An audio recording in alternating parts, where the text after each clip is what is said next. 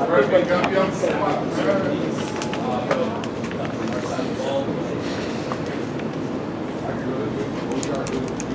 you talk about. Sorry, did you want to say something?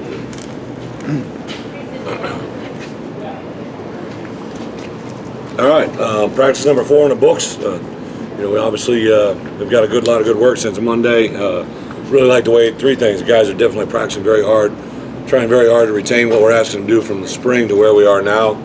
And then really the thing that's jumped out to me, I just hear and listen to our guys practice, right? It sounds like a weird thing, but like just the football IQ, the acumen to be able to communicate, to be able to get it across one another, especially the younger players, is a very positive thing. So I'm excited where they're going.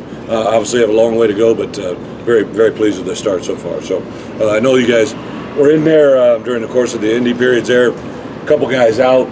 The one thing, not getting too specific, but there's a lot of guys that have come back 10, 12 guys that were really kind of still, they're cleared, but they aren't fully cleared for practice every day. So we're like Powell chose a maintenance program, right? So we're letting them go X number of days. Some of them only go 1 day in a row. Some of them will go 2 or 3 days in a row, then a day off. What I found, I learned this through the NFL side of it, was maintenance is just the ability to, maintain a schedule for an individual player that needs individual results, right? So a maintenance program kind of changes from guy to guy, player to player, and that's what a lot of our guys are going through. Brett, Jordan Slaughter posted that he had surgery. Just giving us an update. Yeah, so I'd say the last part of the first half of practice yesterday just got rolled up on from behind. Obviously one of those unfortunate scenarios. We really stress and preach to our guys about staying up, and this is a great example of why we want to do it. So again, it wasn't a guy that got hit or the guy that fell down. It was a guy that got rolled up on. It was Jordan that had been, I would say, from last spring to where we are today, had a really, really good summer. Tank and I had talked about him repeatedly during the summer about the progress that he had made. Had a really good start to camp. Obviously competing inside for an interior guard position, and unfortunately, the severity of his injury is probably going to keep him out for the season. But I called him, talked to him yesterday afternoon. Got a chance to visit with his mom when she was driving in. I mean, he's very upbeat already. He's a kid of tremendous faith, tremendous character. The good Lord only challenges those that can handle it, and I think he's definitely one that can handle it and make the most of a bad situation. How do you feel about your depth there?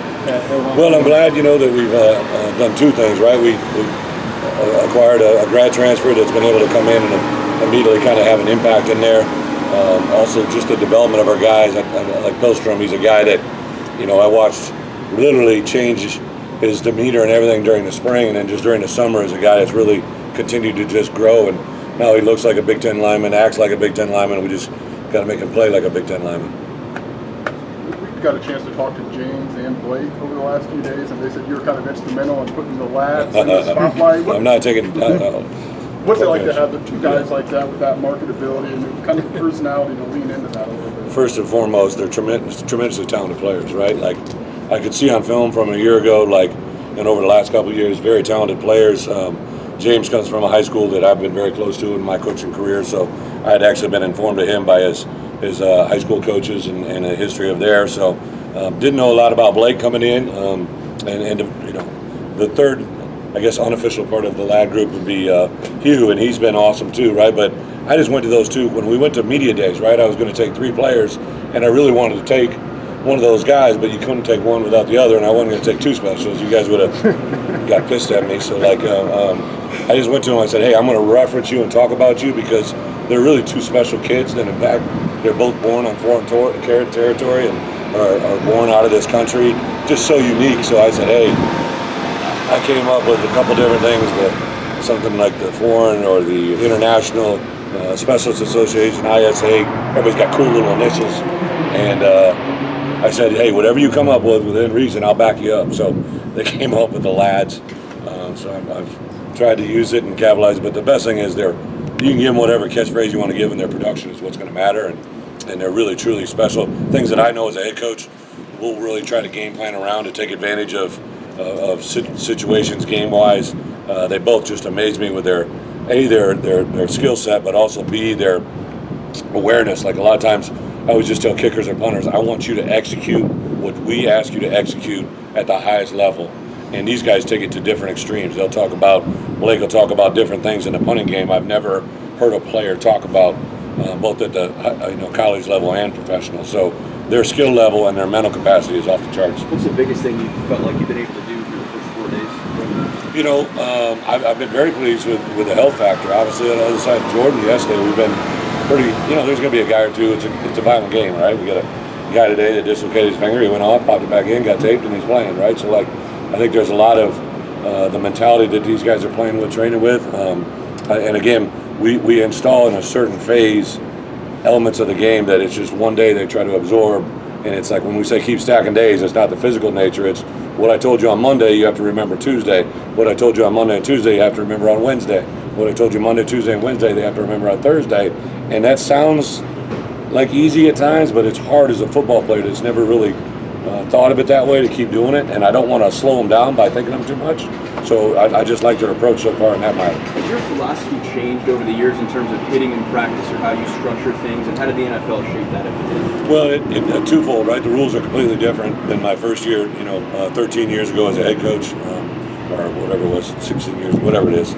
This is my 13th year as a head coach. So the rules are tremendously different. I do think the NFL the last 3 years has now trickled into college football as far as I think I was talking with an NFL head coach the other day, and I don't believe they could put pads on until day 7. We could do it on day 6, right? So there's probably a reason those are very similar. I think they're looking at that model quite a bit. There's a lot of similarities when we were in the spring.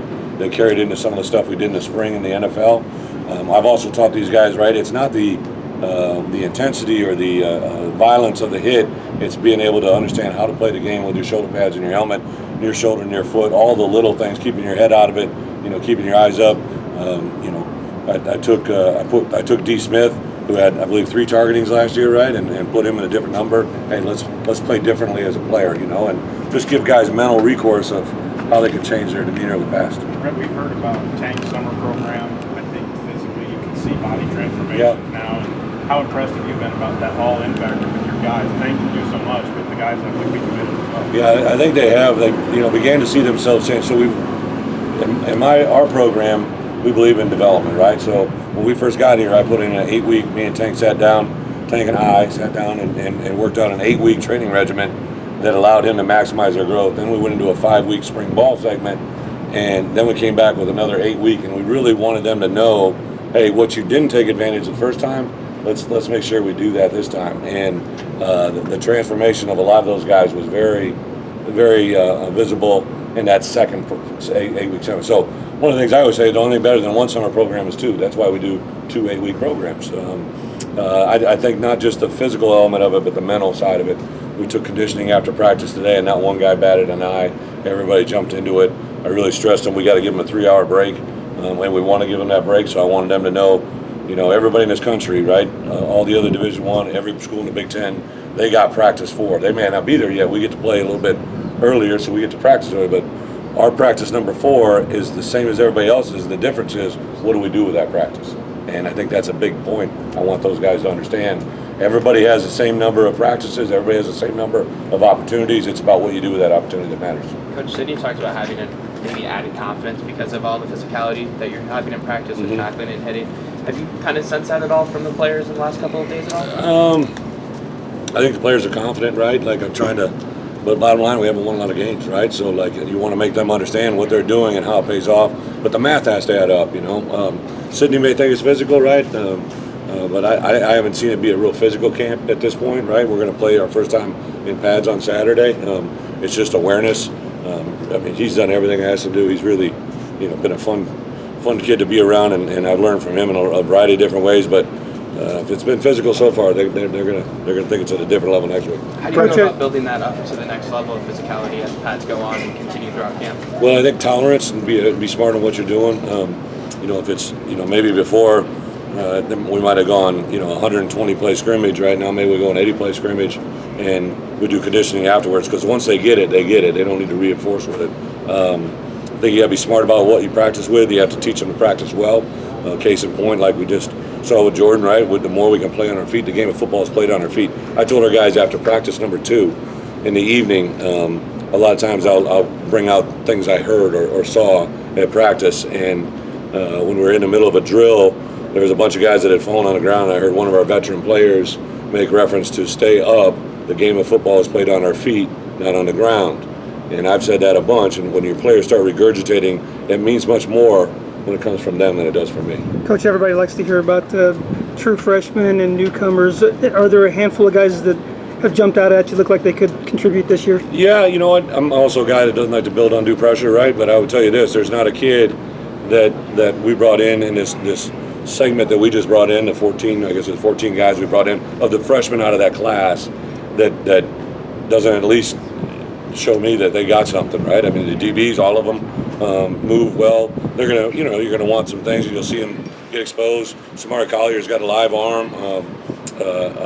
Josh McRae is a very, very gifted player. The wide receivers, Pat Bryant is definitely got a skill set. I really like Kreutz as an old lineman. He's a tough, hard-nosed, intense. Like I got him in some special teams drill. I worked the shield, and he definitely is a guy that's got some intensity to him. So there's definitely parts of it. He's, as a personal protector, could do some things. So I'm excited to see where he goes.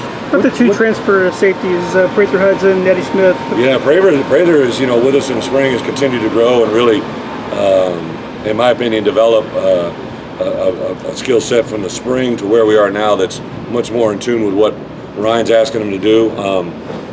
We didn't get a chance to work Eddie until he came in midway through the summer, and then he's really probably the last 2 days got the most amount of reps, been very positive. He's a guy that I think now he realizes this is his second opportunity in college football.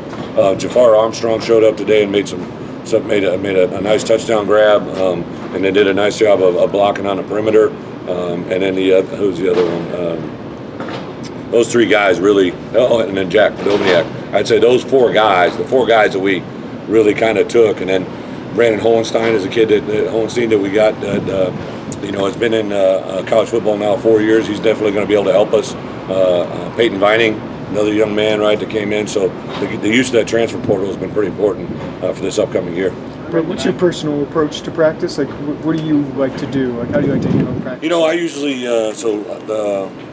in my sheet, blue is usually what I write before, red is what I write during, and I usually have it scripted out on my sheet where I want to go during practice. But I'll make an adaptation, right? Like we talk about family all the time, and Coach Boo's two young boys were in the crowd today, and Luke and Logan, and they were watching their dad. They were locked in, and I just went over. They both started to tackle football, so I walked over and just asked them how practice is going, and like to me that's a relief, right? I'll make adaptations like that all the time. We'll have a visitor, Josh will bring somebody over, or somebody will come in. I always usually say hey to them, but I usually don't get involved unless I really know something's. I took this from Coach Fry a long time ago, right? As a head coach, never ignore something you know, and never pretend to coach something you don't, right? So, I hire these coaches to be great coaches at their positions. They're good at what they do. I don't want to interfere, especially in front of players. We'll take time to watch practice in the evening together, or a drill, or a certain phase of practice that I want to address, but that's usually in closed settings. Brett, when Last question, we talked to Chase Hayden, he was telling me that you haven't changed much since recruiting him in Arkansas, but I guess how have you seen him change in the years since getting him back? Chase, I can remember being in that home the first time, right? I remember seeing him on film. I literally thought his freshman year was one of the more impressive freshman year of a back, and I've had a lot of really good backs, right? We were recruiting a young running back the other day, and I just kind of went down from P.J. Hill to John Clay to Monty Ball to James White to Melvin Gordon to Alex Collins and Jonathan White, and then there's a guy that unfortunately wasn't able to finish his career at Arkansas, might have been the best of all of them. I just go down that list, and I realized I've been around some really, really special running backs, and I thought about halfway through Chase's freshman year, he could have been one of the more significant ones I had. Obviously, the powers that be separated us, but I was excited when the opportunity came here that I reached out to him and he had interest. I think even from the spring to where we are now, he's made a jump from last spring. Conscientious, detailed, got definitely a skill set. Him and Sid, probably a little bit similar body type, skill sets. Reggie's a little more compact. Norwood's completely different back, so I like the way that pool is kind of shaping up.